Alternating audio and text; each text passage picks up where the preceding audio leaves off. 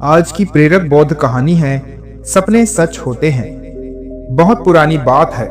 मगध राज्य के एक छोटे से गांव में सुदामा नामक एक गरीब किसान रहता था। वह अत्यंत परिश्रमी और ईमानदार व्यक्ति था। उसका जीवन कठिनाइयों से भरा था, लेकिन उसने कभी भी अपने धर्म और सत्य का मार्ग नहीं त्यागा। सुदामा की पत्नी का नाम सावित्री और उसकी एक बेटी थी जिसका नाम लक्ष्मी था। ये दोनों ही किसान सुदामा के जीवन का एकमात्र सहारा था। एक रात सुदामा सोया हुआ था तो उसे एक रहस्यमयी सपना देखा।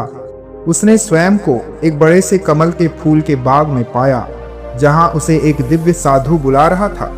साधु ने कहा, वत्स, पूर्व जन्म में तुम्हारा जीवन एक महान साधु के रूप में था। इस जन्म में तुम्हारी परीक्षा है। यदि तुम इस परीक्षा में सफल हो जाओगे तो तुम्हारे जीवन की सारी कठिनाइयां समाप्त हो जाएगी। तुम्हें इस स्वर्ण कमल की खोज करनी होगी। सपना इतना वास्तविक था कि जब सुदामा नींद से जागा तो उसका हृदय तेजी से धड़क रहा था। उसने इस बारे में अपनी पत्नी से चर्चा की। सावित्री ने गंभीरता से कहा, स्वप्न हमें राह दिखाते हैं। यदि यह सपना बार बार आता है तो अवश्य ही इसमें कोई विशेष संकेत दिया है। सुदामा ने निर्णय लिया कि वह इस दिव्य स्वर्ण कमल की खोज के लिए निकलेगा।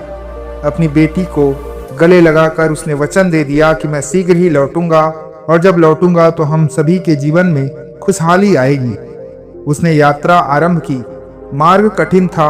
घने जंगलों, तेज बहती हुई नदियां, ऊंचे पहाड़ों और गहरे दलदलों से होकर उसे गुजरना पड़ा, लेकिन उसका मनोबल अटूट था। हर रात जब वह विश्राम करता उसे वही सपना पुनः दिखाई देता। वह स्वर्ण कमल की झलक पाकर पुनः आश्वस्त हो जाता कि वह सही मार्ग पर है।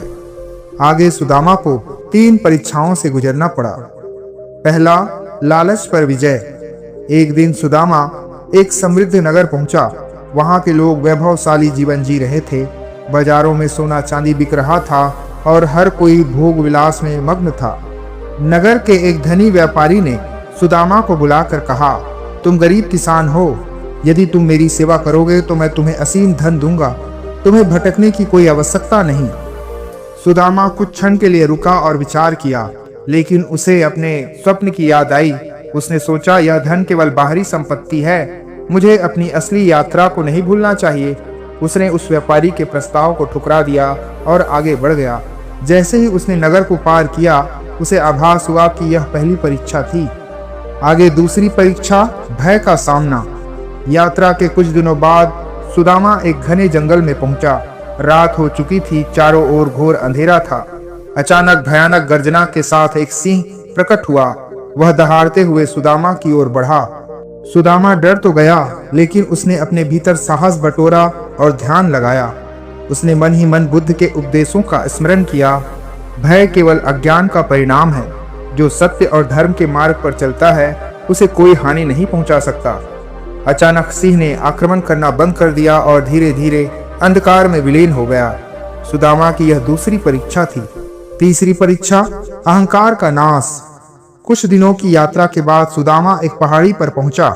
वहां एक संत का आश्रम था। संत ने सुदामा को देखते ही कहा, वत्स, तुम एक सच्चे साधक हो। तुमने कठिन मार्ग को पार किया है।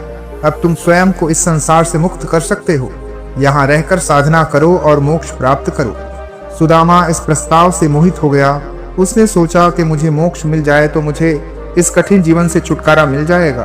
फिर तभी उसने अपने स्वप्न और अपनी बेटी और पत्नी की याद आई। तब सोचा, मैं अपनी जिम्मेदारियों को छोड़कर यहाँ नहीं रुक सकता। मुझे स्वर्ण कमल की खोज पूरी करनी होगी। उसने संत को प्रणाम किया और आगे बढ़ गया। जैसे ही उसने पहाड़ी को पार किया, एक दिव्य प्रकाश प्रकट हुआ। उसे एहसास हुआ कि यह मेरी तीसरी परीक्षा थी।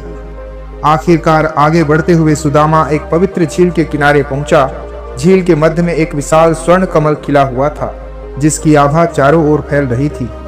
जैसे ही सुदामा उस दिव्य कमल को छूना चाहा, तब एक दिव्य साधु प्रकट हुआ जो उसके स्वप्न में आए थे। साधु मुस्कुराते हुए कहा, वत्स, तुम्हारी सभी परीक्षाएं समाप्त हुई। तुमने लालच, भय और अहंकार पर विजय प्राप्त की है। यही सच्चा ज्ञान है और यह स्वर्ण कमल तुम्हारा हुआ। फिर सुदामा ने साधु को प्रणाम किया और कमल को अपने साथ लेकर गांव लौट गया। जैसे ही गांव पहुंचा, वह देखता है कि उसके खेतों में हरी भरी फसल लहरा रही है। उसके घर में समृद्धि आ गई है और उसकी बेटी के लिए विवाह योग्य एक वर मिल गया था। इस तरह सुदामा अपना खुशहाल जीवन जीने लगा। तो इस कहानी से हमें यह सीख मिली है कि हम लालच, भय और अहंकार पर विजय पा लें तो हम अपने लक्ष्य को हासिल कर सकते हैं। सच्चा धन बाहरी संपत्ति नहीं बल्कि आत्मज्ञान है। बुद्ध कहते हैं, जो अपने मन को जीत लेता है वह संपूर्ण जगत को जीत लेता है। धन्यवाद। नमो बुद्धाय।